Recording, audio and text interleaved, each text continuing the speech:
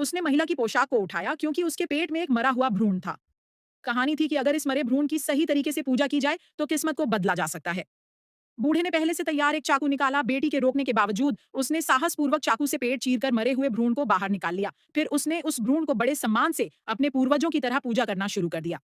कुछ ही दिनों में उसकी किस्मत चमक उठी। वह जुए में लगातार एक रात वह भ्रूण जिसे वह पूज रहा था अचानक अपनी आंखें खोल बैठा। उसी समय उसकी बेटी ने खाना पकाने के लिए बर्तन का ढक्कन उठाया। भीतर उसे एक भ्रूण दिखा। वह डर के मारे भागना चाही लेकिन दरवाजा अपने आप बंद हो गया। डर से कांपती लड़की ने देखा कि मृत भ्रूण बर्तन से बाहर रेंगने लगा। अजीब बात यह थी कि बूढ़े को कुछ भी पता नहीं चला।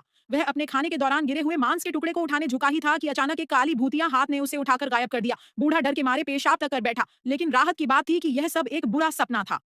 जब उसने सामने अपनी बेटी को देखा तो थोड़ा शांत हुआ, लेकिन तभी बाहर जोर-जोर से दरवाजा पीटने की आवाज आई और बाहर से आवाज आ रही थी उसकी असली बेटी की।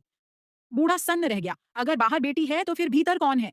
इसी समय उस भ्रूण को बांधने वाली लाल डोरी अचानक टूट गई और एक दुष्ट आत्मा निकलकर बूढ़े के ऊपर झपट पड़ी। उसने बूढ़े की गर्दन कसकर पकड़ ली। संघर्ष में बूढ़े ने तेल का दीपक गिरा दिया और पूरा कमरा जलने लगा। आखिरकार बूढ़ा और दुष्ट आत्मा दोनों आग में जलकर मर गए। कई साल बाद वही लड़की चुई हुआ कुई हुआ। एक अमीर घर में शादी कर अमीर महिला बन गई, लेकिन फिर उसके जीवन में अजीब घटनाएं होने लगीं। आईने में वह अक्सर देखती कि एक दुष्ट आत्मा उसके कंधे पर चढ़ती है, यहाँ तक कि उसने अपने बच्चे को राक्षस समझकर मारने की